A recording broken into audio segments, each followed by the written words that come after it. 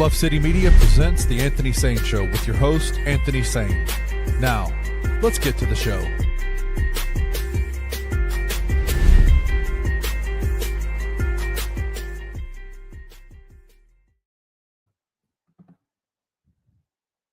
So this is, of course, your host, Anthony Sain, here live in Memphis, Tennessee on a great sunny Friday afternoon. My guy, Kenny Stubblefield, is in the building. Kenny, we've been having so much fun running the show this week. Yeah. That I forgot that I had some tentative plans on how I'm going to run the show, right? Like I was going to, when the season starts up, I think you guys really going to be impressed by how I'm going to do my daily lineup. Some of the people are going to be my weekly guests. One of my guests is going to be my Friday guest. I totally forgot to let them know, bro, you really got the off season off unless I hit you up. But one of my guys, man, popped up in the stream yard, man. As soon as I popped up, he'll be your Friday guest. We might as well just go and run this jump through the off season, man, whenever he can. This is my guy. Paris Shark is in the building. The OG yes, sir. from the Anthony Sain Show is in the building, man. My Big guy, three, Paris baby. Shark, man, big time boss over here, man. You might know him. Hold on, just in case y'all don't know who he is, man. You might know him from Fan Side Articles, aka Bill Street Bears, a name I wish I had a copy written 20 years ago. When I first got into the blogging game about 11 years ago, I first saw that name and saw I had a bunch of schmoes who ain't even from Memphis blogging on that joint. I was hating on him, but now my boy is the man over there. So I give him props for that. He got my boy Evan Hayes on over there for sure. You might know him from the Daily Grind. He come on that joint all the time. You might know him. It's the only dude in the locker room who actually put up the videos that you see him taking in the locker room. You might know him from the other videos go to like a private YouTube channel somewhere. Yeah, in Bosnia. Right. In Bosnia. Right. Yeah. You may know him from the podcast that he owns, but don't be on the show because he a boss like that. You might know him from that show, the show with the Three the Hard Way jump.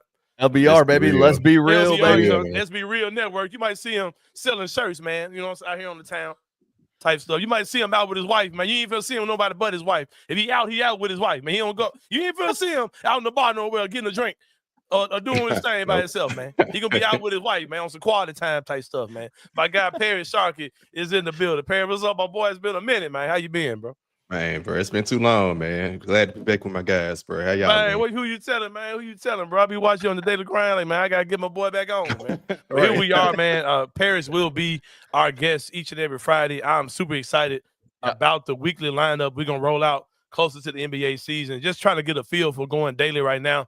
But you guys will get spoon-fed some of the things that we're gonna be doing on the show. Next week is gonna be super cool. One of the guests we have coming on. Yeah, man, just a lot going on with the show. Paris, like I said, I totally forgot that Friday is Paris Day. He popped in. I mean, I'm ready to go. We finna go there, bro. We finna go. But we have a nice show today. Have another guest who's scheduled to come on to the show. Good friend of mine, Frank Bonner II from the Commercial Appeal. He covers Tiger football. He's also a native of the state of Indiana. He's going to come in and talk about his Pacers, that huge win they got last night. Come from behind last second. Shot by maybe one of the most clutch playoff players of all time. Oh, man, I thought you the run that he's he's clutch, bro. There's no denying it. Y'all can get out of my face, a superstar and top 10 player in the league. Y'all can relax with all that stuff. The recency bias is insane. I think we forgot who's sitting at the house right now as far as the NBA is concerned when we're calling him a top 10. Also, my guy Frank Bonner. You said it perfectly. They sitting at the house, bro. They sitting at the house. You said it perfectly. Right, okay.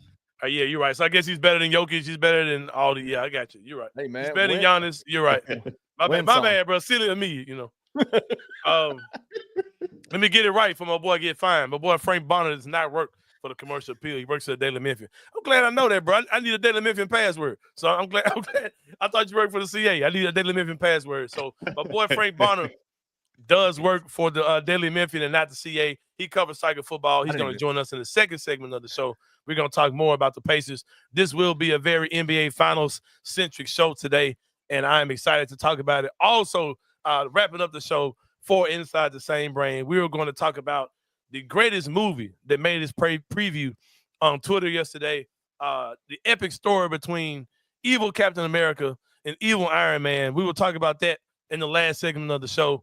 If you know, you know. We're going to We got to be careful though. Yeah, we gotta be careful. YouTube, y'all not getting us today. YouTube, you ain't getting us today. YouTube.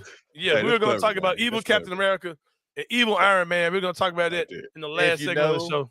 if You know, man. It's one of those movies when you saw the trailer, you already knew how the movie was going to end. 100%. And we saw the trailer, and we saw it yesterday. We will talk about that and more on the Anthony Sain show. But going back to the beginning of the show, the topic at hand is what is looking like an absolutely beautiful NBA Finals. Yeah. As you guys know, 4 nights out of the week, I'm working somewhere doing entertainment in the city of Memphis. I host music bingo at different sites throughout the city. And most of the places where I'm at, there's a TV because there's a sports bars, there's a breweries, restaurants, all these type of things. So they have a television, but I am the audio, right? So I can't hear the games. I can watch the games, but I can't hear them. This game looks so good just watching it aesthetically last night, right? There was so many things. I was like, man, that's good basketball. Damn, that's good basketball. Man, what an extra pass. Man, that's good defense. Man, that's good ball handling. Oh, man, it's just great basketball I'm watching, right? And I really think that aesthetically, the game on the court was amazing. We all know the Pacers had the comeback in the end of the game, hit the game winner to put the game away. We saw all the game charts that were blue, except for like one meter of Bro, you gotta zoom, and you got to zoom all the way in on that giant, bro. Like, right. But speaking of aesthetics, Kenny and Parrish, it did not look like an NBA Finals game. It looked like a regular Thursday night NBA game, right? yeah. I just don't understand it, man. You hear people say narratives like, people aren't going to watch this game and all those type of things, right? And you would think that the NBA and its broadcasters would get together and say, hey, man, let's make this look like the biggest finals of all time. Let's get the in-depth interviews, the backstories, all these type of things, right? I saw Malik Andrews interviewing the SGA, and I thought it was a crap interview because I'm like, why are we still talking about the superstar stuff, man? Like, isn't there anything else we can talk to about the league MVP about? You know what I mean? So aesthetically, like you had no NBA Finals banner on the court, and it just didn't look like the finals, bro. And it seems like, especially in the digital era, you could have so much crazy stuff happening on that court to make it seem like a big deal. And somebody said the NBA made the play-in tournament look like a bigger deal than the finals this year. And they did, bro. Like they really did. But shout out to the Indiana Pacers. Big win for them last night. And I think if nothing else, it made me personally have such a good feeling of just kind of where the NBA is.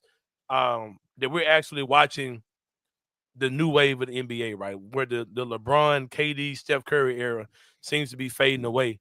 And you're in this new era where you have these new guys that are the faces of the league. And I said that the face of the league conversation will be a group project. It won't be a single guy. And I thought all these conversations of who's the next face of the league, I thought all those were crazy, right? And I just think that you went from the Larry Bird, Magic Johnson era where you had 2 guys that were faces of the league. And that went into the Jordan era where there was 1 face, right? Then you had the Kobe and LeBron era. There was 2 guys again. And then that expanded to the KD, LeBron, Steph era that we're in right now, right? And now we're in this era where it seems like it's going to be, 5, 6, 8 guys maybe that's your faces of the league. And you're not all American basketball players. You're going to have the Jokic's, the Luka, the Wemby's, the Jaws, Anthony Edwards, the Halliburtons, the SGAs. You're talking about a group of 7 to 8 guys that you're looking at, the Tatums that you're looking at as your faces of the league, right? And I think it's a beautiful era that we're walking into. And I think that last night just kind of showed you how good just pure basketball, man. Just 2 nerdy coaches on the sideline. I don't think either one of these guys, Rick Carlisle wasn't a pro, was he? Man. He played? Yeah, he played. I think he played. Yeah. Yeah, but just 2 mega-minded coaches going at each other, man. Good basketball.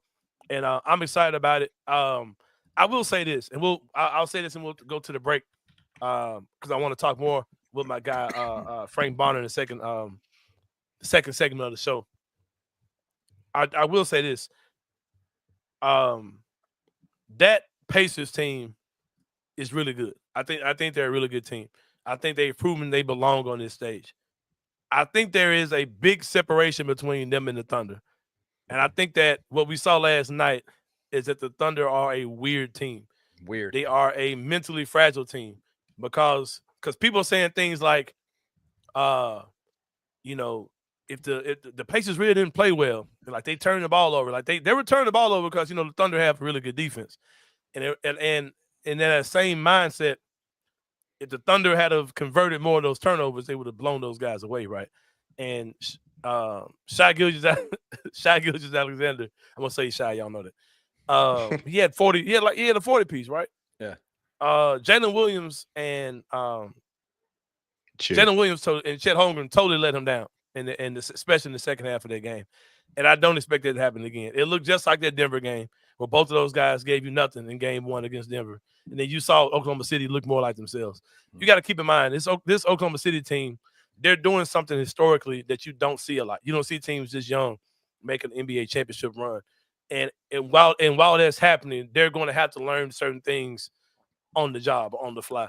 And learning to win, learning to close a game out like that in the finals is different than beating the Grizzlies. It's different than even beating Denver. It's different than beating Minnesota. And we saw Minnesota 40-piece these dudes in the last round. You know what I mean? You're capable of beating these dudes.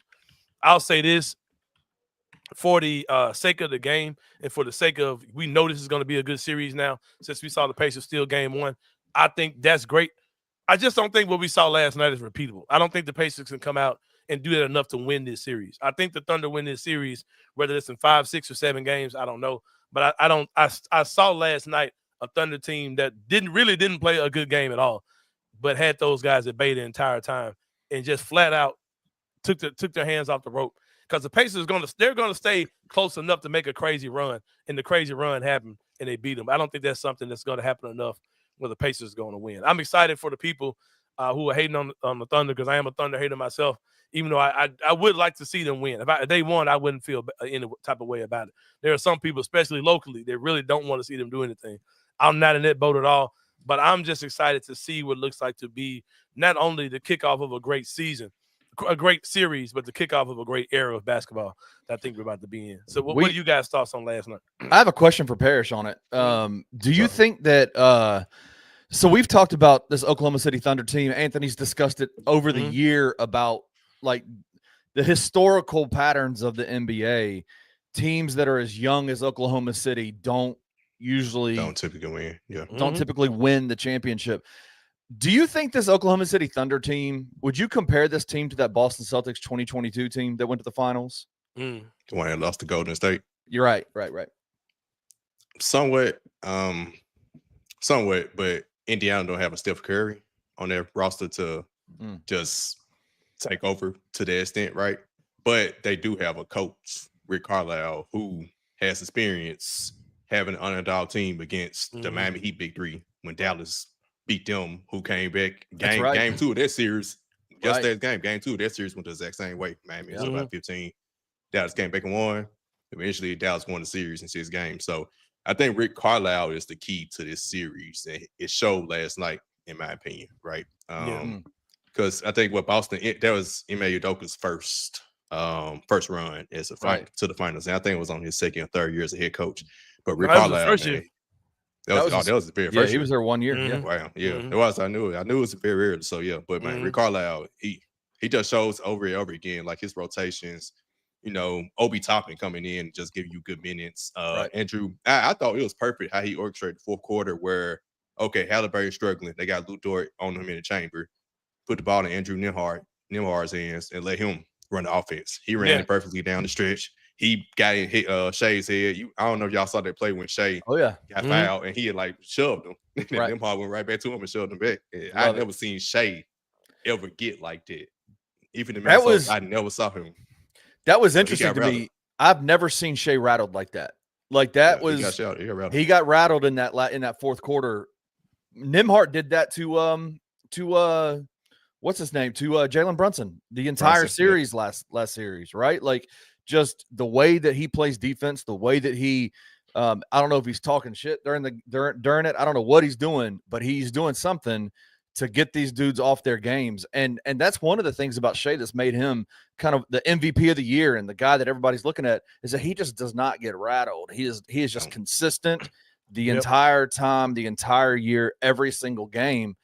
And that fourth quarter was weird because you saw him get outside of himself a little bit, right? Like that was super interesting. Is that a sign of a young team, not a young team. Yeah. A young team. Yeah, they're young, man. I could very well see it. Because I think about. Go ahead. I've seen other comparisons. Like I've seen people say, Allen Iverson took the game one against the Lakers. Our Lakers just went and beat them. I also saw the Orlando Magic with Penny Hardaway in them blow a game one. and did not recover from it. Yep. I'm not saying OKC will get swept or nothing, but I can't really compare it to any other situation. What last night really showed me was this would be a good series. If I thought OKC was going to win the 5, I now think it's going to go at least 6 games. If I thought they were going to just blow them out the water, I think every game is going to be close. Because one thing Indiana don't do, they don't lie down. Like, unless you get up by 25, 30 points, they are never out of the game. And they have that confidence. Yeah. They got that confidence that they can do those type of things. And that confidence, of course, was instilled in this team by 2 factors. You know, you got a great head coach in Rick Carlisle and also a incredible veteran who's been there, done that before. And Pascal Siakam, right? Pascal, he's really adding to the whole thing. He's probably 5 years older than what they're saying he is, but that thing that adds to the mystique of Pascal Siakam, right? But you know what's crazy about that game, real quick? The stat to me that really stands out. Obviously, you got how many turnovers they have in the game? Was it 25 turnovers? They had 25. They had 25 turnovers. 20 at halftime, held them to 5. They cut it down to 5. I don't think that I suspect Indiana will not have that many turnovers again this series in a game. They normally take care of the ball. So that was like a very because even although OKC turned a lot of teams over, nobody overturned the over that many times in the first half against them. So But the thing is, the thing that we talk about with OKC is if you turn the ball over, they are going to score on you. And they did score. And it didn't happen yesterday. They gave up 11 points off 25 turnovers. And you know the interesting thing, I've noticed this. A lot of those turnovers were dead ball turnovers. Like they had a bunch of offensive fouls, bad passes. Just it was like a bunch of like out of bounds. Right now, I would say Lou Dort, and when they did get steals, it wasn't like a clear path steal to a fast break. It was more of a, get somebody from behind you close to out of bounds, and you kind of got to set up your regular offense. And what I was saying earlier is with Carlisle. A big key moment as we get ready to go to the break is that a big key moment was down 1, getting the rebound on Oklahoma City's last miss. Instead of calling timeout, realizing that you've got a young, rattled, fragile team out there, and just playing basketball and letting your guys do what they do. Yeah. And Halliburton did what he does and got that big win. Like I said, I'm excited about this series, man. I think it's going to be a good one. I think the Thunder still win, but I am glad to see that the Pacers came out, and hopefully it gets more eyes on game 2 for all y'all who missed a great game 1, which I don't really think was a real thing. I think it's a bunch of crap. I think people watched that game. Oh God, the other night, right? Sure. Folks know they watched. Folks know they were watching the game. Come on, man. Yeah, but we're about to take a break, man. When we come back, my guy Frank Bonner is going to join us, man, from the Daily Memphian. He covers Memphis Tiger football, but he is a native of the state of Indiana. I know he talks a lot of good noise about his Pacers, man. The yes sirs, that's the most horrible. Other than Memphis, that might be the most horrible playoff slogan ever. I gotta talk to Frank about that and be like, bro, what are y'all doing up there, man? Yeah, I mean, talk about this was bad, but yes sirs might be horrible. But yeah, and also I want to ask questions like, is Tyrese Halliburton's dad the ugliest dude in the world? That's another question I would like to ask Frank Bonner when he comes on and he joins us for more of the Anthony Sain Show. See you guys in a minute.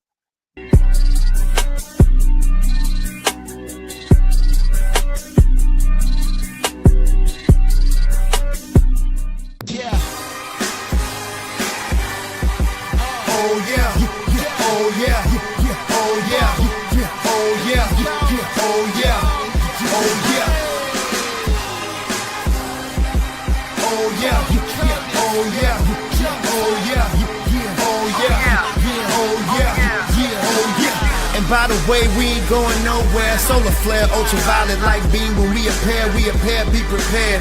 A couple dudes from Memphis moving mountains with their prayers. Surrounded by the thousands, there are a cloud of witnesses. Cheers are filling up the air. God called us, God got us. It's the sentiment we share. Feeling fresher than a dynamite. Know who you dealing with. About to get this thing cracking like a kick in the snare. From the kicks that we wear, cross that we bear. Our souls in it. Cold with it, just go with it. God scripted. Got the mission, called the count stuff, then God flipped it. Triple my work for the new birth, that's how he did it. Oh yeah, won't he do it? He'll take me there, he'll take me through it. Kill Bill the flesh, got a Lucy Lou it. Pride before the fall, that's how Lucy blew it. Yeah, I declare, I decree. About to take the city like scot-free. We're here to change the culture, not debate about the top 3. Looking for an alternative to alcohol or conventional medicine? Check out Ounce of Hope, a Memphis-based dispensary with 2 local stores in the Sanderland Center and on South Cooper Street. You can get all the products you need in a location convenient to you. Each store offers an intentional shopping experience with dedicated bud tenders to answer all of your questions, from product selection and mushroom blends to our personal favorite, the Delta 9 seltzers. You gotta try the Peach Buzz. Try Ounce of Hope at either one of their 2 Memphis stores or at www.ounceofhope.com for convenient products shipped right to your door. Use the promo code BluffCity for 15% off any order, excluding sale items. Cannot be used in conjunction with other promotions or discounts. One use per customer.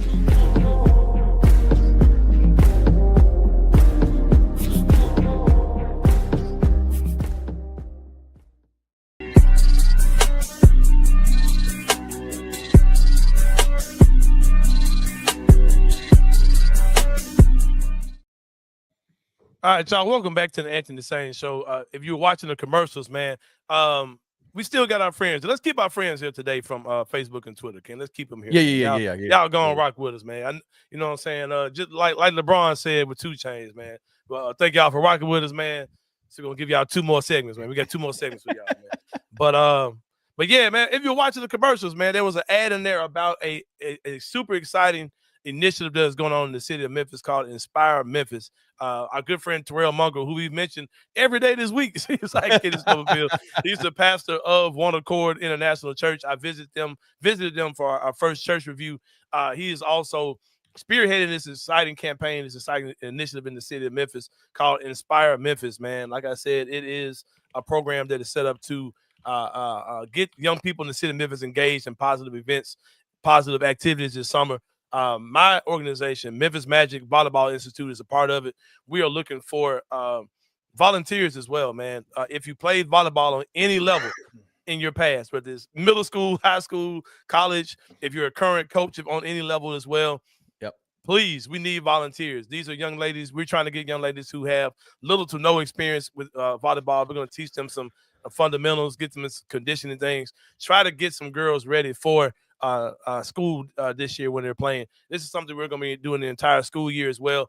It's just ongoing, man. Just getting girls prepared for club ball, getting them prepared for school ball. We're going to do a simulated club experience where we're going to have leagues all over the city. These are all things we're going to have working. We're going to have adult leagues going on. All these different things we're going to have going on in the city of Memphis based around volleyball. But we need you guys' help. We need help from volunteers who can help work with these girls. We're going to be doing this on Monday nights. If you know your Mondays are free, maybe 2 hours a week, man, 1 to 2 hours a week max. We need you guys' help. If you follow me on Facebook, if you follow me on Twitter, just if you go on my page, I've got it pinned to my profile.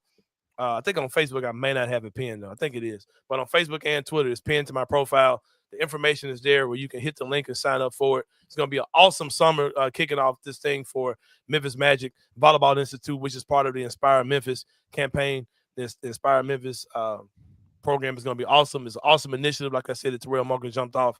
I'm happy to be a part of it, and we want you to be a part of it too. Well, Kenny, like I said, the Indiana Pacers won game 1. No one in the city of Memphis may be more excited about it than our next guest. My man Frank Bonner is in the building. Frank, what's going on, my guy? What's up? How y'all doing? Man, we good, man. My What's guy on, Frank brother? Bonner, of course, covers the Memphis Tigers very well. Tiger football for the Daily Memphian. He's also a native of the state of Indiana. What city are you from, bro? I tell folks I'm from Indianapolis and Muncie because, divorced parents went to grade school in Muncie, went to high school in Indy. Okay, well, you in there then. You were probably up kicking it last night when the Pacers got that big win. Do you have an unbiased opinion about this, or are you really like a straight up fan mode when you're watching these finals? Like, and No, what is that so like, like bro? Go ahead. So I have an unbiased opinion about what I believe the outcome will be, but I'll be lying to you if I said I wasn't at the house watching the game and and yelled when the shot went down. Oh yeah, right? for sure.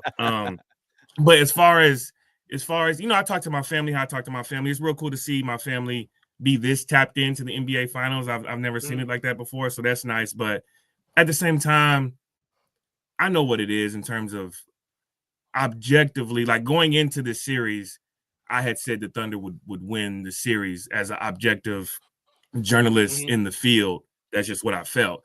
But to see the Pacers do what they did, I'd be lying if I didn't say it felt good. Well, let me say this, bro. What is that feeling like? Because we've seen the Grizzlies go to like the conference finals, right? And we've seen University of Memphis basketball play in the national championship game. I saw both of those as an adult, right? What is it like watching your hometown team on this big of a stage, bro? Like, what is that feeling like to see your hometown team play like that? It's actually pretty dope. I tell you, it's a full circle moment because the first finals that I've ever watched, like as a kid, I was 7. Well, I wasn't even 7 yet. I was still 6. All right, don't make me feel old, bro. Don't see.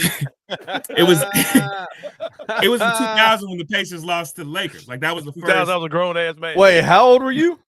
7. You said what? You were 7 in 2000? Yeah, technically, when they were playing, I wasn't even 7 yet. My birthday's in July. So. Years old. Grown ass man, 20. Ready for the world. But that was the last time the Pacers, had been on this stage. So it's pretty cool. And one thing I will say is I keep thinking about the Malice in the Palace year. And the reason why, because if you talk to anybody in Indiana, that was the year that they were supposed to make it to the finals. And it got stripped because of everything that happened with Juan Artez and all. Yeah. And so you feel like for years, that moment was taken from you because of the Malice in the Palace. And Rick Carlisle was the head coach at that time. Yeah. And so now Rick Carlisle is taking this team to the finals. And, you kind of feel like you're getting that moment back with what should have been, those several years ago. Yeah, that's pretty dope, man. Well, I'll say this. I don't expect you to have not to be biased because I would be losing my mind if it was the Grizzlies that hit that shot last night. Do you plan on going out there to maybe be a part, not particularly go to the game or maybe go to some type of watch party or something like out there back home? You plan on doing something like that? Nah, I thought about it. But I got too much going on here that I just can't get down there. Yeah, it's about to be the season. It's about to rev up. Yeah, I definitely been tapped into my family and everybody down there who's been, taking some time downtown and whatnot and seeing what the city was like, especially during the races and the Pacers where they also had the Indy 500 at the same time that they were having a playoff game. And so I've been kind of tapped into what the city's been feeling like and what that's been like for my people back home. Yeah. When you see, like, we're watching this team as most of the people here who are watching the game, especially locally, right? We see the Pacers as, that's the team that had that run because the Knicks got hurt, right? And we beat them and we came back down 20 on them dudes during the season and we screwed around. They beat us in the second game. And Halliburton ain't that good, bro. I ain't never seen the dude score more than 12 points in the game. Like, that's kind of like a lot of people, they don't really think about, they're not really accepting how good this team is. For the casual or new to the party observers of the Pacers, what's something that you think people misinterpret or misunderstand about this team the most? That's a good thing.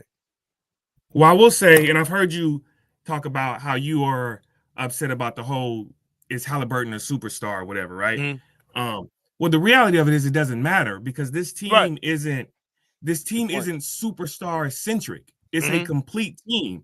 And so it's not what we've seen as far as they don't have like a uniform big three or anything like that. This is a complete basketball team. Yep. And I think that's why they're so good. And that's why they've been able to make this run is because they play complete team basketball. I mean, Halliburton can have a 35-point triple-double one game and then the next game have 12 points.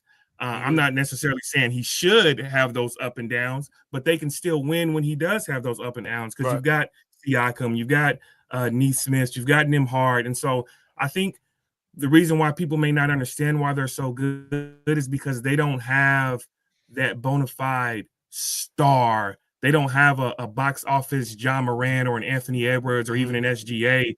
And so if you're a casual, you look at that roster and you're like, I don't even know half of these guys, if not all of these guys. But when you watch the craft and you watch the game, you see the team aspect of it. Yeah. What is your opinion? because in Memphis we've learned to love T Morant, right? Like T does some wild shit, and because we're here in Memphis, we fool with T, bro. Like T like the crazy cousin, you just gotta accept, right? That's T. That's what he's gonna do, right? When you look at Halliburton's dad, what do Pacer fans think about him? Like, are you guys like, are y'all just all in? Or y'all like somebody's got to rein him in? Or like, what's the general thought of Halliburton's dad? I mean, obviously, his main moment was what he had with Giannis, right? That was what it was. I don't think nobody was defending him for that. But outside of that, he's just a dad, like who's enjoying the ride of his son. I mean, that's what they all are at the end of the day. I mean, people may have, their criticisms of T. Morant or Halliburton's dad or even LeVar Ball, whatever. But at the end of the day, they just enjoying their son's success, and that's all it is. Because I know Gabe is good at anything. Oh God. Oh man. Yeah, he's showing some signs. He's showing some signs now, man. Y'all, when you see a guy running down the field for no reason, it's because Gabe set a block that y'all didn't even pay attention to. Right. So just know it's me, and it's why. I'm just running down the field because Gabe set a block. I saw it, but y'all didn't have to see it. So damn, I get it for sure. And I also think the other part of it is the cameras are following them, right? Like they're doing what they're doing. They're being proud parents. The cameras are the ones that are kind of making sure that we see their reaction to everything. And so that part, I mean, what they supposed to do? Sit down and give a 1-2 clap? Right.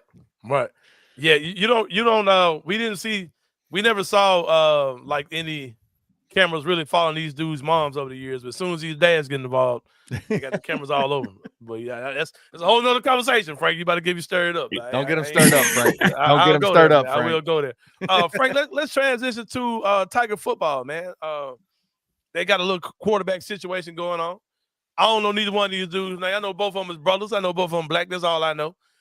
Tell us about the potential quarterback controversy going on at the University of Memphis, and how do you think this is going to play out?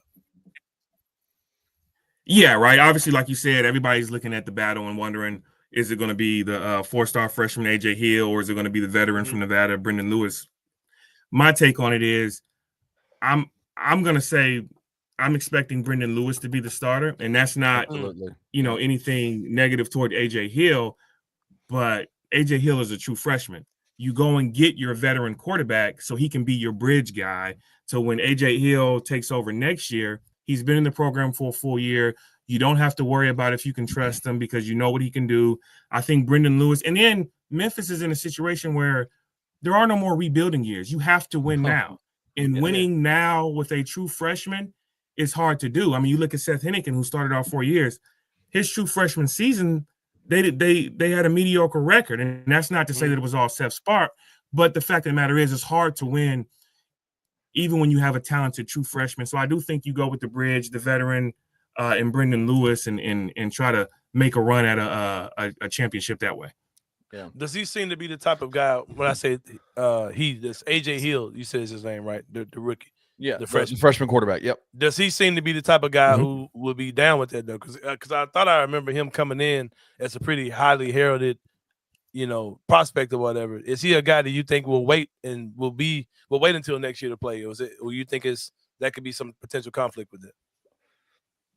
No, I think what it comes down to is, did he come in feeling like he had a legitimate shot at winning the role? Like, I know I'm saying that I think Brendan Lewis is going to be the starter, but it's still a battle, right? Like, they're giving him a legitimate shot at winning the starting job. And so if he feels like he's the better quarterback who should be starting, the coaching staff would probably back that up if that's legitimately true, and they will throw him out there if they think he's ready. And so if he ends up not being the starter, I do think that there will be conversations as to, like, we don't want to throw you out there before you're ready, give you extra year. And I think he would stay with that as long as he felt like there was legitimate opportunity for him to win the job, even if he didn't. And I do think there is a legitimate opportunity for him to be the starter. Yeah, for sure. I have a question for you. Coming into this season, Tigers have had to basically revamp their entire team. I mean, They're lost a lot of seniors, a lot of guys to the draft, some guys transferred. Eligibility is lost. They lost Xavier Hill on the offensive line to Colorado about a month ago, maybe 2 months ago. There's going to be a lot of new faces for the Tiger football team this year on the field. There is one group of guys that I think are kind of the vets, the guys that have been on this team for a while, and that's the running back room with Sutton Smith and Greg DeWozier. Sutton's coming off that injury, first game of the year. Was it the second drive of the year or the first drive of the year, Frank, when he got injured last year? Set out the entire year. What do you think about that running back room? Do you think Sutton's going to be able to are you seeing anything from him? Is he out there in pads yet? Do you think he'll be ready by the time the fall season starts? And is that running back room going to be the mainstays for this team coming into for the offense this year? Yeah, so I talked to him. I talked to Sutton about that during the spring, and obviously he was not a full participant during the spring and everything. But yeah, the way that his progression was going, it was going exactly how he wanted it to go, and he said he's going to be full throttle by the time the season opener starts. So I'm not worried about Sutton's injury at all in terms of him bouncing back. I even had conversations with the trainer who was helping him, the physical trainer who was helping him through his rehab and everything, and how she was talking, how that was going, how it was supposed to go. So everything seems to be on the up and up in terms of him having a full recovery from that injury. But to your point about the running back room, yeah, I think that's the one position group that nobody's worried about. Right. Because what you have in Sutton Smith. We've been knowing what they've had in Sutton Smith ever since he joined as a true freshman. Yeah. But you had guys like Blake Watson and everything ahead of him. And last year was supposed to be his time. And then you saw what you had in Greg DeWozier last year, and even he struggled with injuries after that Florida State game. And so those guys who have similar skill sets, I think they're running backs who can be used, on the ground and in the passing game. And then you have what I call your Brandon Thomas replacement in Bodiford, that big body, short yardage, goal line back. And so I think you have right. And so I think you have the combination of running backs that you want to have if you're Memphis to kind of keep that ground game going the way it has been the last 2 years. Well, the interesting part about it, I think, with Brendan Lewis coming in is Brendan Lewis has legs, right? Like we've had 4 years of Seth Hennigan, who's been a terrific passer, a quality, manager of the offense, getting the ball to the guys that need to get the ball. Who has and Seth did show some ability to get out of the pocket and move the chains a little bit. But Brendan Lewis, this is what he does. He's a true dual threat quarterback. How do you see Brendan coming in and probably going to be getting that starting position at the quarterback with that running back room being what they are? Do you see the offense kind of changing? Have you seen different things from the offense in the spring so far that you're like, man, it's going to look different? Are they going to air raid it? Are they going to run the ball more? Like, what do you see the Tigers offense looking like this year? Well, I think what I'm anticipating, right, is when you get into those short yardage situations, right, when you get into 3rd and 3 or 2nd and 3, I think that's when we may see the more designed QB runs, some bootlegs, and try to, allow Brendan to utilize his feet in that way. And so I think Tim Cramsey can get very creative in those situations, knowing that he has a mobile quarterback. And, Cramsey, he's not shy about telling you that he loves speed, and what he does offensively is dictated by getting the ball in his playmakers' hands and letting them work. And so when you have a quarterback who's able to work in the open field as well, that kind of just opens up the possibilities of what you're able to do in key situations. How are you feeling about this season? Coming in, this is the offseason, summer. This is the dog days of the summer. They're in the gym, they're in the facility working out. They're in the facility doing all the things that they do. Fall camp's coming up in August. It felt like last year with the team that the Memphis Tigers had, a veteran-laden team with a 4th-year quarterback, with all the guys they had, the receiving core that they had that have been in the program for a couple of years. It felt like last year was the year that if the Tigers were going to do something, not only in the conference, win the conference title, but then have the opportunity to play in the football playoffs, that was the year. How are you feeling about the team coming in with all the new players and all the new, even though you had the same coach, the same offensive coordinator, all that, how are you feeling about the team going into this offseason? Do you have a lot of questions and concerns? Yeah, for sure, right? last year I didn't have any. Last year I had picked Memphis to win the conference, and I thought they had one of the best shots at making the playoff. And if you look at that Tulane game, and they did what they were supposed to do, except for take care of business against a bad UTSA team on the road. I'll give you the Navy game because Navy was top 25 all year. Navy was right. Top 25 all year. Yeah. But you had to win that UTSA game in order to crack your way into the championship game. And so if you didn't do it last year when you had the most experienced roster and everything like that, I can't definitively come out and say that they're going to necessarily do it this year. What I will say is on paper, they got what they were looking for out of the portal, right? They got faster. They got more athletic. Ryan Silverfield said he thinks the defense is as long as it's ever been. And so on paper, they went and got the guys that they felt that they can put together a good team. And then when you ask this conversation about where they're going to be, in the season, we're in an era where going into every year, Memphis is going to be expected to be in that upper echelon of the conference, right? And so the question isn't, are they going to be there? The question is, are they finally going to crack through and not have a trip up like they did last year against UTSA?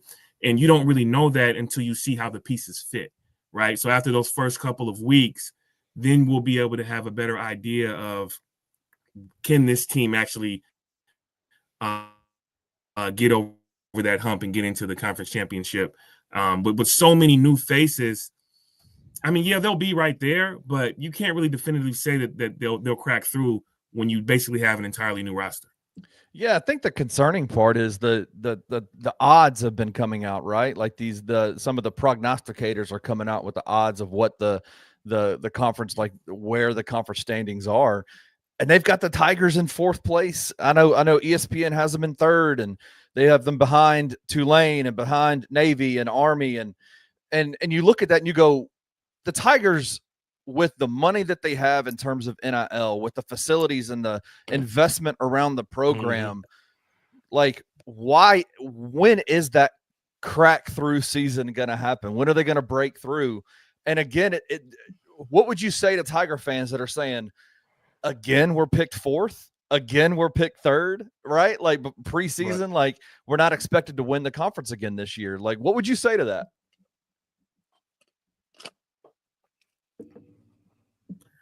Honestly, I would say if you're a fan, right? Like who cares, right? Your pick where you're picked because nobody knows your guys. That's like, right. You take a CJ Smith, for instance, right? The receiver, ran a 10-2 in high school. A burner, right? I think he's going to be a guy for Memphis this year, but he hasn't had a lot of proven experience as a college athlete, right? And so, like, do you truly know if you're from the outside looking in if he's going to be what you think? And so, like, their roster, from the outside, people don't really know what they have. And then you were picked to win the league last year overwhelmingly, and you didn't. Well, this year you could be picked 4th and exceeded, or like, so like if you're a fan, you got to wait and see what's on the field. That's right. I agree. Yeah, for sure. I got one final question for you. My guy, Frank Bonner, of course, from the Daily Memphian, covers Memphis Tiger football, also is a native of the city of Indianapolis out there in Indiana. You talked earlier about you have pretty much an unbiased opinion. So let's get your opinion. You never really said you think that Oklahoma City is the better team. Let's predict the rest of the series. So how do you think it's going to end up? Is it going to be the Pacers going to pull this out some type of way, or do you think that because hey, they won game 1 on the road, if they win their home games, they're the NBA champions? Like that's undeniable. So how do you think it's going to play out? Predict the series for us. Well, yeah, I will tell you that I'm much more of a believer of their chances to win now that they did game 1 the way they did. But I do think that Thunder in 6, just because I think it's going to be a very competitive 6, but the Pacers are going to have to win that way 4 times out of 7. And I don't know if you can. I mean, you look at the way that game started, like Oklahoma City's defense is suffocating, right? Like you're gonna be playing against that defense every game, and you're not gonna have 24 turnovers, but you're gonna have to be close late and then find a way to pull it out late in probably every single win that you have. And I don't know if you can string together 4 of those in this series. Yeah. Yeah, that's kind of where I'm at too. But Frank, we appreciate you coming on, brother. We got to get you on again closer to the beginning of the season so we can know what Tiger football is going to look like this year, man. Playing in the building with a big hole in that joint, man. We're going to see your thoughts on them once they get this thing going for real. But Frank, we appreciate you, brother. This is my guy, Frank Bonner of the Daily Memphian, covers University of Memphis Tiger football, and he is a Pacers fan. He's from where the Sirs go. Yes, sir. Yes, sir. Where the Sirs go, yes, sir. Well, Frank, we'll see. Yeah, and bro. I don't know nothing about that. I'm not a fan of that. My God. All right, bro. We'll see you next time, Frank.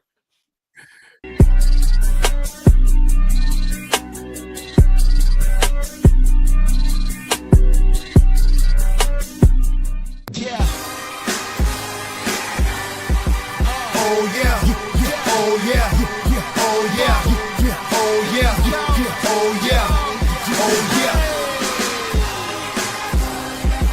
Oh yeah. Oh yeah. Oh yeah. Oh yeah. Oh yeah. Oh yeah. And by the way, we ain't going nowhere. Solar flare, ultraviolet light beam. When we appear, be prepared. A couple dudes from Memphis moving mountains with their prayers. Surrounded by the thousands, yeah, a cloud of witnesses. Cheers are filling up the air. God called us, God got us. It's the sentiment we share. Feeling fresher than a dynamite. Know who you dealing with. About to get this thing cracking like a kick in the snare. From the kicks that we wear, cross that we bear. Our souls in it. Cold with it, just go with it. God scripted. Got the mission, called the count stuffed, and God flipped it. Triple my work with a new birth, that's how he did it. Oh yeah, won't he do it? He'll take me there, he'll take me through it. Kill Bill the flesh, gotta Lucy Lou it. Pride before the fall, that's how Lucy blew it. Yeah, I declare, I decree. About to take the city like scot-free. We're here to change the culture, not debate about the top three. Looking for an alternative to alcohol or conventional medicine? Check out Ounce of Hope, a Memphis-based dispensary with 2 local stores in the Sanderland Center and on South Cooper Street.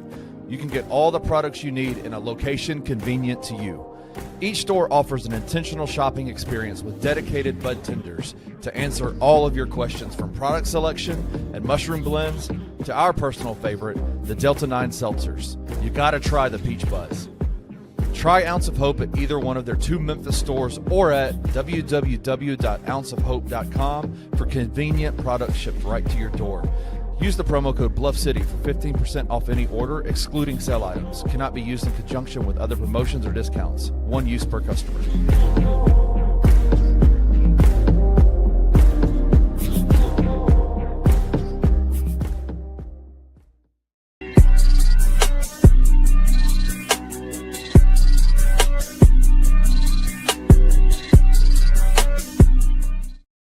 All right, y'all. Welcome back to the Anthony Sain Show. My guy Frank Bonner once again.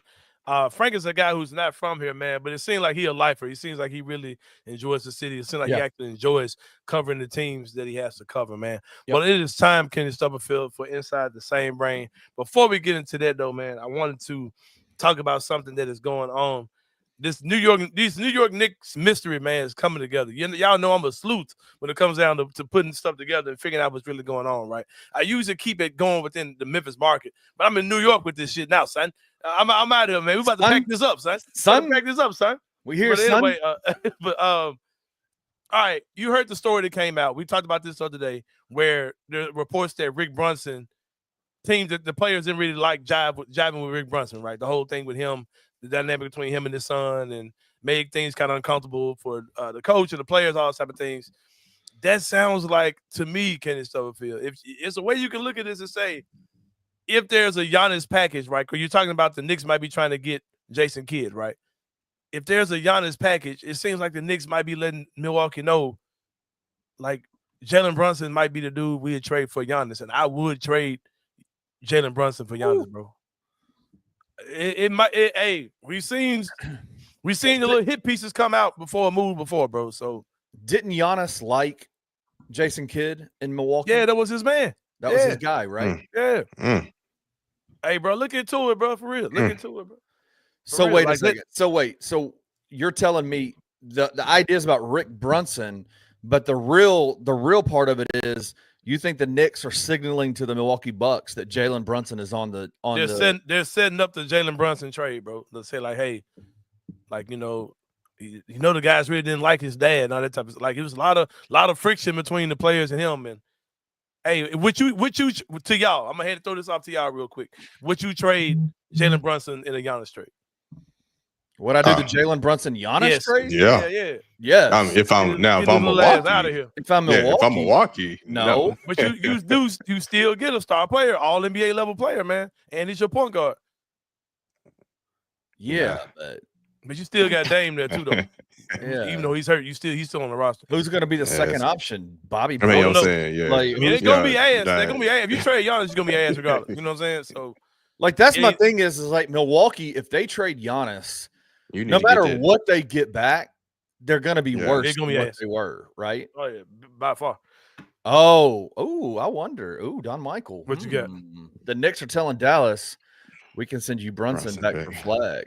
Never. That'd be super goofy. Taking Flag. Nah, if I'm Dallas, hell no.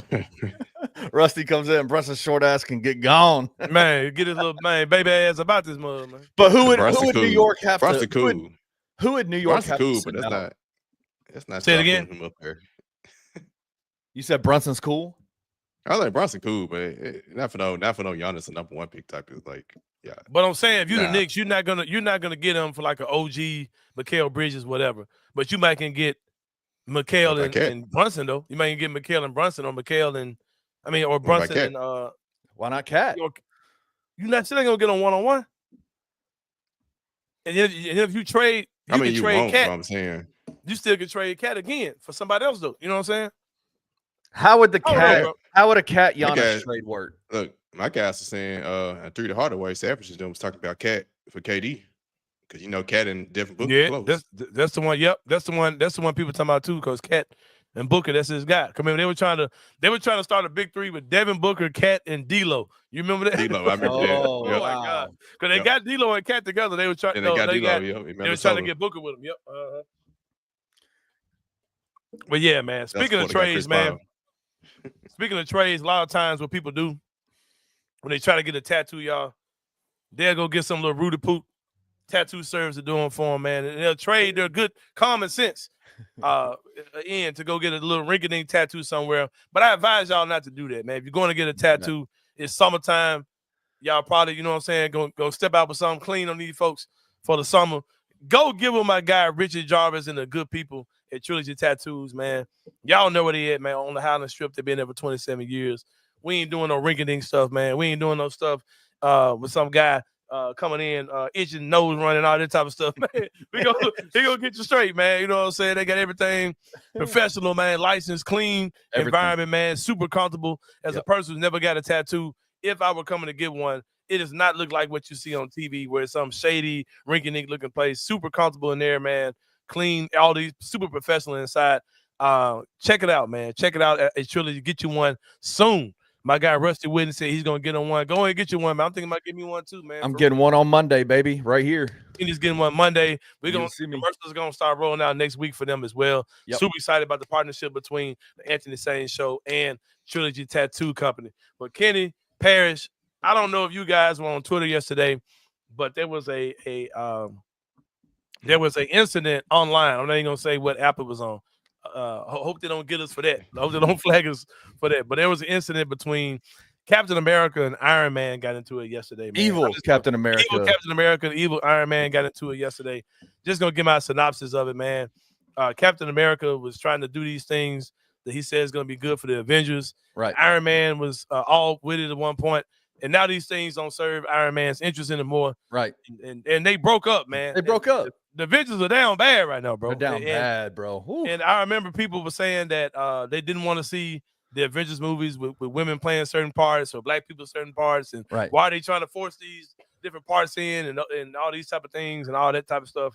And now we see, man, Captain America and Iron Man of all people got into it yesterday. They're beefing, man. And Iron Man has some very serious accusations about Captain America's freaky ass, man. Yeah, man. But we knew that Captain America was friends with Dr. Doom a long time ago. Like we seen. Did he go to Dr. Doom's island? Did he go to Dr. Doom's island, bro? Did he go to where is he from? Wherever Dr. Doom's from? It's known. Oh my God! Let me look it up, bro. Where is Dr. Doom from? They say it looks like we're getting a Civil War Part 2 right now. Civil War 2. Yep. Hail Hydra, baby. Wayno. Yeah, Hail Hydra, bro. It's crazy. Where is Dr. Doom from? He is from. Now, was he on the plane to go to the island? To Dr. Doom's island? The country. Latveria. Latveria. Yeah. Nice job, that's where Dr. Doom is from. And y'all knew this, man. Y'all seen pictures of Captain America being all chummy with Dr. Doom forever, man. Iron Man Captain America loved Dr. Doom. Captain America loved him. That was his guy. That was his man. Yeah. And now Iron Man put him out there, man. But, Iron Man, I ain't gonna lie, man. As a guy who likes technology, in the past, I wanted to be a fan of Iron Man. I used to think he was pretty awesome because of stuff he had going on. Yeah. With all the flying cars and all that type of stuff, the tech and the weaponry and all that type of stuff. But then when I saw him hook up with evil Captain America, I was like, all right. And I even thought it was a boss move when he bought the communication platform, right? I thought Iron Man was pretty dope for doing that too. Then I just started realizing, okay, Iron Man's really not the guy I thought he was, right? But evil Iron Man, my bad. But it's just some sick stuff going on out here, man, with these two dudes. But who's surprised to see it? When you saw the trailer, you should have known this is how this is gonna play out, man. But I'm excited. So get me out of this alternate universe, bro. Is all I need to say. So we're gonna get good Thanos instead of evil Thanos. We're gonna get good Thanos. I don't know who this is gonna be. Who's the good Thanos? I don't know. But have y'all saw that somebody said that there's a rumor that they're gonna make a Black Panther from alternate universe and Ryan Gosling is gonna play. What? Bro, they better not there. They better not there. I hope they play it, bro. We're going to boycott that. Hey, YouTube. All we're talking about is the Avengers, man. We're talking about the Avengers, man. So leave us alone, man. Leave us alone, man. Leave us alone. They're getting demonetized. They burying our stuff, man. They're burying our stuff. Just because we mimicked evil Captain America last week. Captain America a few weeks ago. Yeah. Now they just got us locked down, bro. For sure. Now we locked down, man. But once you start hitting certain thresholds in YouTube, they do listen to your show more intensely than if you're just starting off. That's something we have learned in these couple of years of being content creators, for sure. When we were a smaller brand, nobody cared, nobody listened. Yeah. Now they're listening. It's crazy. Now, but I ain't gonna lie, I'm ready for Iron Man to just air it all out. Talk about how he got Captain America in his position. I want to hear all that, bro. Yeah, I want to hear all that. I want to hear all that, man. Just come out and just go on and say it. But especially if he can get some type of immunity. But Iron Man said he spent couple of $100 million and put that man in the position, and now he's turned his back on him, man. It's crazy, man. I'm so happy to see this whole thing unfold. It's sad to see these two dudes fighting, man. We need them to stay tight, right? Man, it's crazy remember people said when evil Captain America first got on the scene, right? Everybody was like, "Oh, don't worry about the person; it's the policy." Like, right. We hate those. We hate those. People who like each other, and we hate the people who don't let children have opportunity to do their thing, right? Right. And anybody with a brain can realize those dudes do not care about children, babies, or marriage or love, and none of that, man. So quit acting like it's about any of that. But yeah, it's all good. Black Ninja DJ says at this rate, I need Thor to come in and move some furniture. You ain't lying. No, I'm gonna sit on my furniture and sit back and watch this unfold because this mess is about to get nasty. I love it. Like I said, back when Grizzlies GM Zach Kleiman fired Taylor Jenkins, right? There's nothing more pettier than when two white men with some power and some money got a vendetta against each other. I've got two friends who ain't got no money or power really, but they're two friends. They got beef with each other. And I just be like, man, y'all ain't gonna ever kill this shit. Like, y'all ain't gonna ever kill it. They ain't gonna ever kill it, bro. Like, it's just, hey, when white men sink their teeth to each other, it's over with, brother. It's over. And these dudes are gonna go into it. It's gonna be a fun summer. I'm down for it for sure. We're gonna call this Evil Captain America Civil War Part 2, is what we're seeing. And I'm down for it, brother. I'm down for it all. Well, gentlemen, I'm glad we can rock today. Shout out to my guy Frank Bonner joining us today. Great interview with him. Shout out to my boy Perry Sharkey, who will be our Friday guest each and every Friday as long as he can make this happen for sure. Shout out to all y'all in the comments. All my people on Twitter and Facebook, we let y'all rock the whole show today. I don't know, man. We got to sit down and strategize and see what we want to do, man. I don't know. We got to see, bro. We got to see how that's going to work. Because we're definitely trying to get everybody to YouTube. Yep. Well, for Kenny Stubblefield, for Perry Sharkey, this is Anthony Sain. We'll see y'all next week, and we out. Thank you for listening to the Anthony Sain Show. If you enjoyed this episode, leave a rating and a review wherever you download your podcasts. Also, like and subscribe to Bluff City Media's YouTube page. For comprehensive coverage of Memphis sports, head over to www.bluffcitymedia.co and find out how you can become an insider. We will see you back here next week.